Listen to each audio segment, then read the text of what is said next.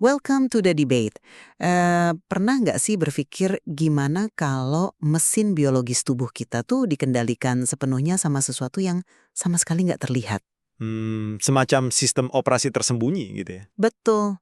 Hari ini kita membedah gagasan provokatif dari materi kita mengenai pertukaran gagasan mendalam tentang sumber utama penyembuhan manusia. Ya, pertanyaan utamanya adalah apakah penyembuhan sepenuhnya berasal dari pemrograman spiritual pikiran bawah sadar atau fenomena ini murni efek psikosomatis yang tetap butuh intervensi medis? Tepat sekali. Saya di sini mewakili pandangan bahwa pikiran bawah sadar kita itu memegang prinsip penyembuhan spiritual universal yang, secara teori bisa menyembuhkan kondisi apapun. Dan saya mewakili sisi yang lebih skeptis, bahwa klaim tersebut sebenarnya mencerminkan mekanisme psikologis untuk kondisi psikosomatis, bukan pengganti mutlak bagi ilmu medis. Oke, coba kita lihat studi kasus pria di New York dalam materi kita.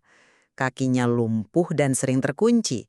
Tapi masalahnya kan bukan di syaraf yang rusak, melainkan rasa bersalah ekstrim di masa lalunya. Iya, beban psikologis yang termanifestasi ke fisik. Nah, begitu dia memaafkan dirinya lewat doa, otaknya berhenti mengirim sinyal ancaman. Sistem syaraf otonomnya rileks dan fisiknya pulih secara harfiah. Ini membuktikan kalau memprogram ulang pikiran bawah sadar bisa secara langsung mengubah realitas biologis. Fakta bahwa fungsi kakinya kembali memang luar biasa, tapi kita harus presisi mendudukan perkaranya di sini. Kasus itu sama halnya dengan mahasiswa yang terus dengar bisikan roh. Yang sebenarnya menderita monomania itu ya. Betul, fiksasi kecemasan parah. Itu adalah masalah psikologis murni. Intervensi doa atau keyakinan di sana memang bekerja mematikan badai kortisol di otak mereka. Tapi materi kita juga sangat jujur mengakui satu hal. Bahwa prosedur fisik kadang tetap diperlukan. Ya, kalau ada tumor fisik, dokter bedah tetap harus mengangkatnya kan? Pikiran positif nggak bisa tiba-tiba membelah jaringan perut dan mengangkat massa daging. Memang prosedur medis kadang diperlukan, tapi jangan remehkan seberapa absolut kendali bawah sadar ini beroperasi. Ingat cerita anak yang demamnya turun seketika? Anak yang ibunya sedang dipenuhi amarah karena perceraian itu? Iya, anak ini secara bawah sadar menyerap ketegangan ibunya. Begitu sang ibu berdoa, melepaskan amarah dan merasa damai, demam anak itu langsung hilang. Ini ibarat pikiran bawah sadar itu tanah yang subur, menumbuhkan apapun yang ditanam oleh emosi sang ibu. Tunggu dulu, tunggu dulu. Ada detail medis yang sangat krusial yang sengaja atau nggak Anda lewati di cerita itu. Dokter sudah memberikan aspirin dan menyiapkan antibiotik untuk si anak. Tapi demamnya kan turun persis saat ibunya tenang. Tentu saja, lingkungan yang tenang itu membantu. Saya menganalogikan ketenangan ibu ini ibarat pengatur suhu ruangan, menciptakan suasana ideal agar sistem imun anak bisa bekerja optimal. Jadi menurut Anda, antibiotiknya yang bekerja? Jelas, antibiotik itulah pemadam apinya yang secara aktif membunuh infeksi. Menyimpulkan bahwa emosi sang ibu adalah satu-satunya agen penyembuh, wah itu lompatan logika yang mengabaikan kausalitas biologi paling dasar.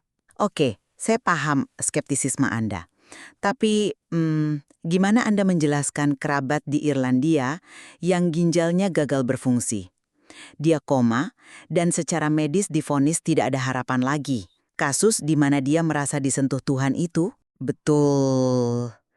Dia mengalami keyakinan subjektif bahwa Tuhan menyentuhnya secara fisik. Pikiran bawah sadarnya menerima otoritas absolut dari keyakinan itu memicu regenerasi seluler besar-besaran sampai organ yang mati itu berfungsi lagi. Ini menantang label tak dapat disembuhkan dari dunia medis. Kasus kebangkitan karena efek placebo ekstrem memang ada, dan sains mempelajarinya. Tapi mari kita lihat sisi gelapnya.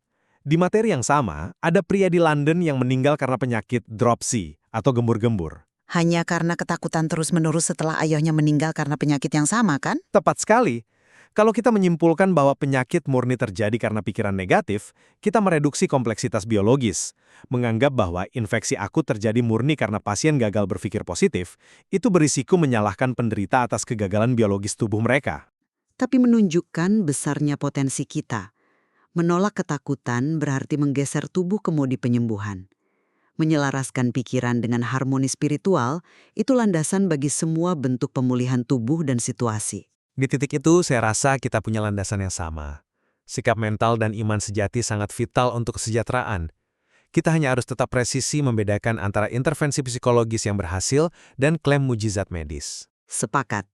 Perdebatan ini menggarisbawahi besarnya peran pikiran sadar dan bawah sadar dalam membentuk realitas kita.